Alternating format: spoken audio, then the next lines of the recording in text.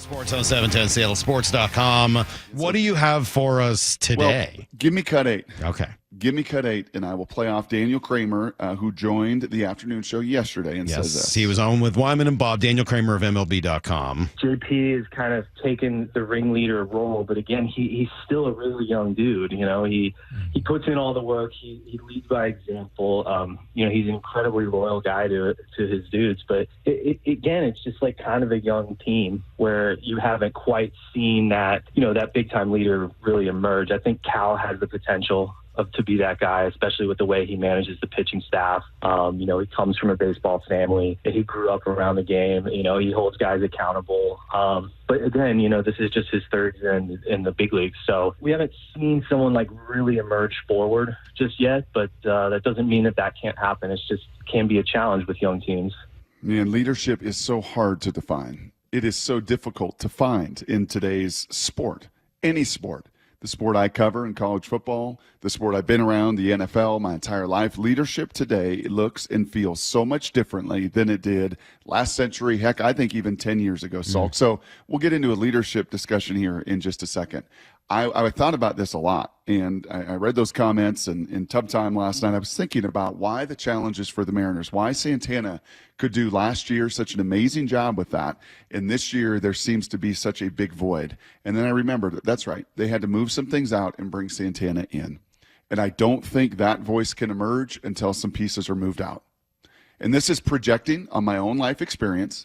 This is projecting in locker rooms I've been around where there is just such vast underperformance by guys you've paid. And what that does inside of the confines of a clubhouse or locker room. Yeah, and I don't know this as well in baseball. Well, don't make this about baseball first. Let's put the baseball part on hold.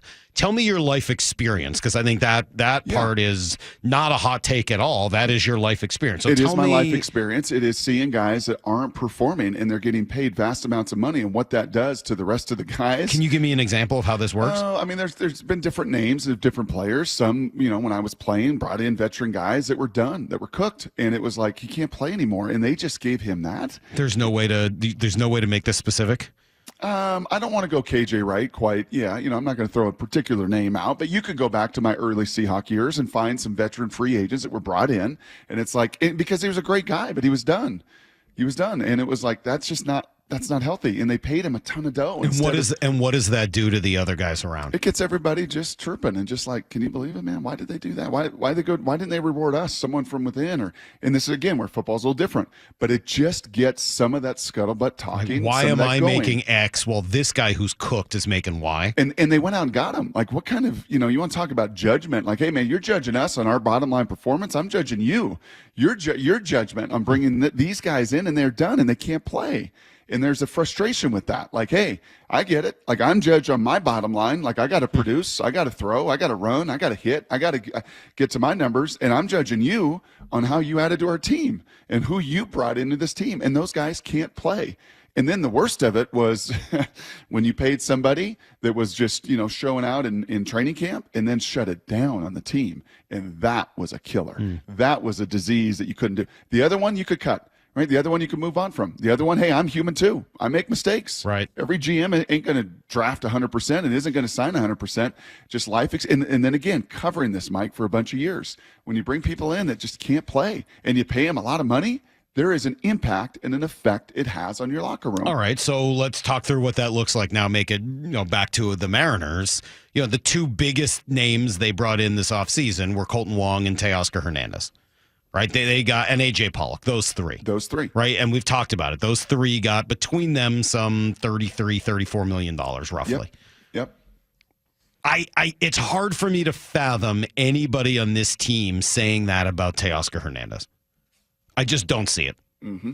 Given their knowledge of him, the time they've played with him and against him, the Dominican WBC team, like, totally get it. I'm sorry, I can't put him in that category. And I'm not. I don't think you are, but I'm kind of going through this logically in my mind. And I can't put Teo in that category at all. I bet, in fact, it's the other way. Like, come on, man. We know you have this. We Right. listen to your bat. We know what you can do. Just get it going. They've Let's go. seen it against them a Yes. million times. They Yes. know exactly Yes. what Teo is capable of. So I got to take him out of that category. Yes. And he was their biggest acquisition in the offseason. But the other two, it's impacted. The And other I think two, you I have think to you might move be on. absolutely I right. think you eventually have to move on. They moved Colton's brother yesterday in from Tacoma. They traded Yep. him to the White Sox. Yep.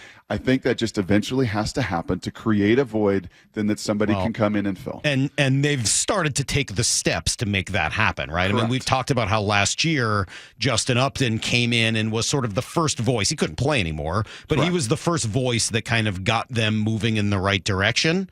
And by all accounts, that's who Didi Gregorius is. They signed him to a minor league deal. Shame on me. I haven't looked to see whether he's done anything yet playing for Tacoma. He might be so cooked that there's just nothing you can do, and Yep. you can't eat. Like, it would be embarrassing to bring him up See, to the but that's major league different. team. And again, let me add just a little bit of context to that. That's a little different because they're making nothing, so they're coming in as veterans, No, not I know, getting but paid. he may be so bad that you can't even bring him. I mean, he might not be able to hit AAA pitching. Yep. But if he can, he's your Justin Upton. Yep. That's who he is, and that's probably setting the stage for the Colton Wong exit that would come at the same time. Yep. The guy, it's funny. The Colton Wong thing is almost at this point because Caballeros played so well, and because Dylan Moore's now back, and quite frankly, even Haggerty is at AAA. Like, while it's incredibly aggravating and frustrating, and he's played about as poorly as I've ever seen anyone hit, like in my life, not to mention the defense. Yes. Pollock is the one that just gets me, man. I am struggling badly with A.J. Pollock. More so even than Colton Wong, and maybe that's on me. And he's had a couple of significant contributing games this year, right? Yep. He's basically Couple won them huge a home couple of runs games. down in Oakland. Yep. Yeah. I am really struggling with A.J. Pollock. I mean, Yep. Colton Wong has had good seasons recently. I mean, last year, second half of last year. Yep. And he's not that old. Like, he was a really, well-liked player when he was younger. I mean, he was a big-time name in the game. Like, I was pretty excited that they got Colton Wong. What we've gotten has been garbage. But, all right. I can't. The A.J. Pollock thing, $8 million on A.J. Pollock Yep. is it's a Luke. worse move. It's Luke Jokel. It's the exact. There's some Luke Jokel there, and I know it's. There were other guys that you could have spent $8 million on than A.J. Pollock. Yep. And between those two guys, $18 million? Legitimately. Yep. For everybody. And I am one of these people. And I think if Jerry were here, he would shrug his shoulders and say, yeah, you're probably right. In retrospect, it's a lot easier to say this. Yep. J.D. Martinez got what, like $10 million, something like that? Maybe 12? No, it's 10. 10. Okay. J.D. Martinez got $10 million. J.D. Martinez is not going to come here for $10 million. J.D. Martinez probably wasn't going to come here for $12 million. He might not have come here for $15 million. Seriously. Yeah. If you had given him the $18 million that you spent on those two guys, does he come here? Yeah, probably. Probably. He probably does. Now, you would have been crucified Yep. for not having a platoon option for Jared Kelnick and just saying, hey, we're rolling with Kelnick. We believe he's going to be good. People would have laughed you out of the building. Yep. But in retrospect, having the power now to see the future or the past, that would have been a better idea. Yep. Yep. Hard. Judgment of those guys in those positions is very, very difficult. Very, very difficult. So Good point. Good point. All right, Brock. That wasn't even that hot. That was not That's just a good point. thank you. That's just a really good life experience. Not even a take.